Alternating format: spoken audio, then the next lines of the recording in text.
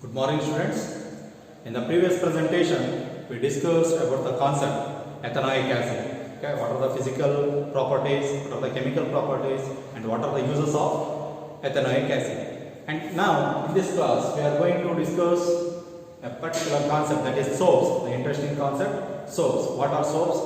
How they are prepared, and how the cleaning action of the soaps takes place. Okay.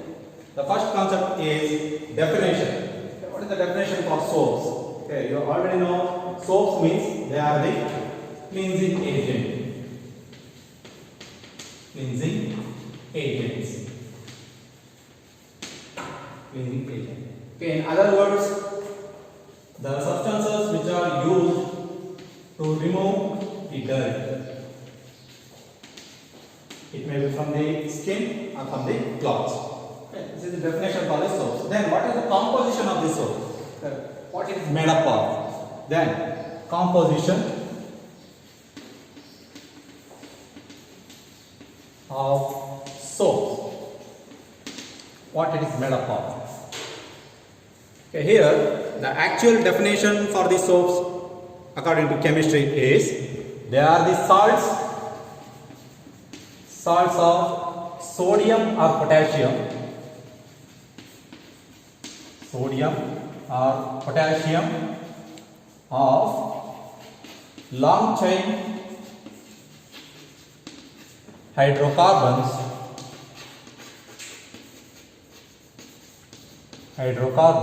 with carboxylic acids.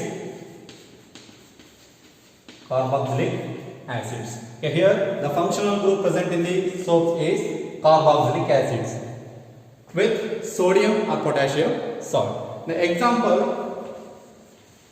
for soap, the first one is sodium stearate. Sodium stearate, and the molecular formula of sodium stearate is C17H35COONa.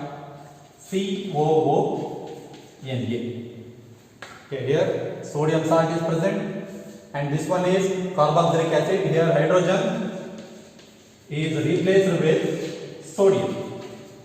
Okay, sodium, and here this is hydrocarbon with carboxylic acid of sodium salt. And next one is sodium palmitate. Sodium palmitate with the molecular formula C15H31COONa. Here it may be sodium or potassium, Na or K. Okay, both are used. This sodium palmitate, here also they ends with COOH. Here H is replaced with sodium or potassium, and this one is hydrocarbon group. Okay, this is the molecular structure. According to the definition, salts of sodium or potassium, the long chain hydrocarbon. This is long chain hydrocarbon, ends with the carboxylic acids, that is COOH group. And this is the composition of the soap. The next concept is the parts of soap. What it consists? With the example, that is sodium stearate. You know the molecular formula, chemical formula, that is C17H35COONa. And each soap is made up of the two parts. The first one is hydrocarbon part.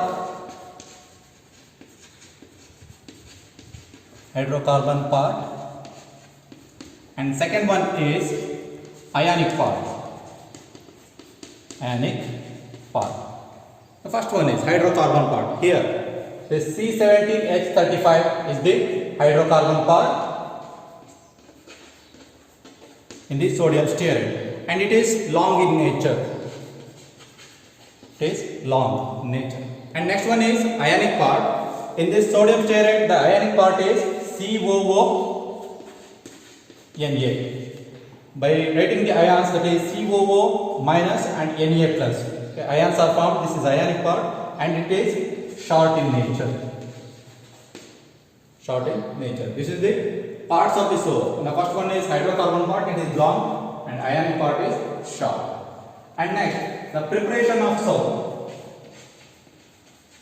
Preparation of soap. Now, how the preparation of soaps takes place? Here, soaps are made up of either vegetable oils or animal fats. Okay, the main raw material is either animal fat or vegetable oil. This animal fat, the vegetable oil, they consist fatty acid,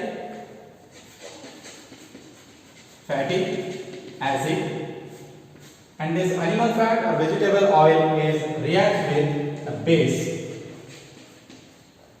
Here we use sodium hydroxide base.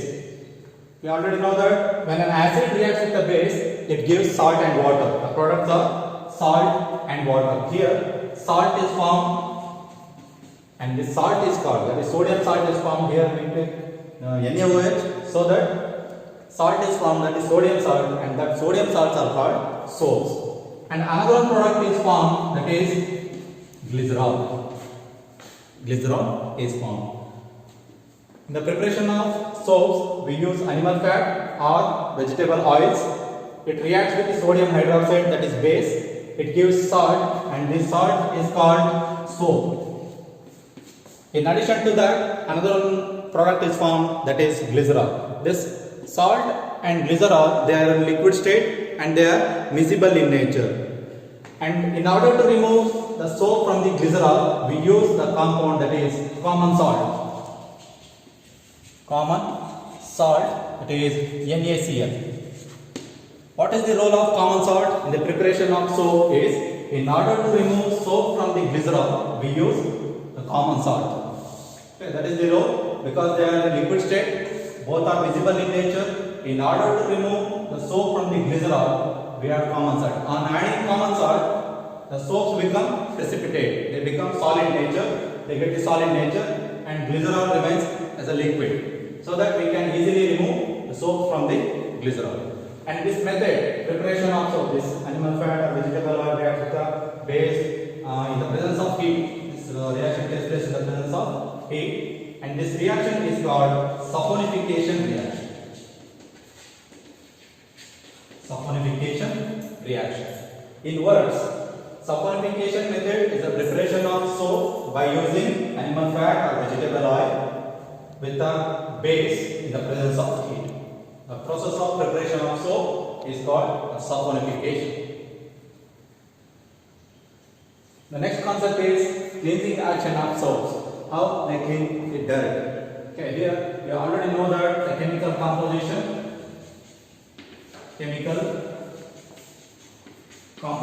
of soap is they made up of hydrocarbon part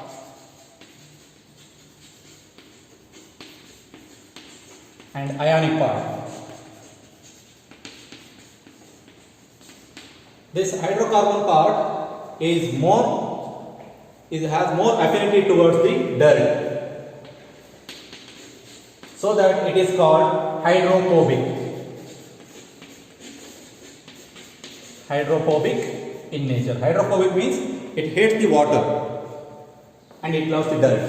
And next one is ionic part, and it has more affinity towards the water. It loves the water, so this part is hydrophilic in nature. Hydrophilic in nature. Here hydrocarbon part, it loves the dirt, but it hates the water, so it is called hydrophobic. Here ionic part, it loves the water, so it is hydrophilic. Okay, when we add a soap, when we mix the water, the cloth with the water, how the action takes place, how it removes the dirt. This interaction between the hydrophobic and the hydrophilic end. Because consider the dirt. Okay. Taken in a vessel, water.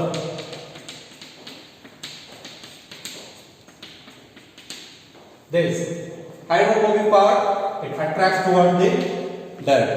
and this hydrophilic part, it attracts towards the water. This pull and push action between the hydrophobic and the hydrophilic end, it causes the formation of spherical bubbles. Spherical bubbles, and they are called missels. It leads to the formation of missels. By this pull and push action of the hydrophobic and the hydrophilic end, it helps in the remove the dirt from the cloths. This is the cleansing action of the soap. The interaction between the hydrocarbon part and the ionic part. This hydrocarbon part, it attracts towards the dirt, it is hydrophobic, and ionic part, it attracts towards the water, so it is hydrophilic. Interaction between the hydrophobic and the hydrophilic end, it causes the formation of spherical bubbles, the water, that is missels, and it helps it to remove the dirt from the cloths. Okay, this is the cleaning action of the soap. The next concept is differences between the soaps and detergents. There is no much difference between soaps and detergents because both they help in the cleansing action, but their composition is differ. And the differences, the main differences between the soaps and detergents.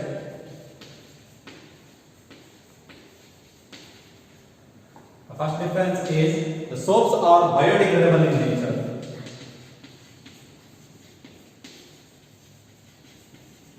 They are biodegradable in nature, and here detergents are non-biodegradable.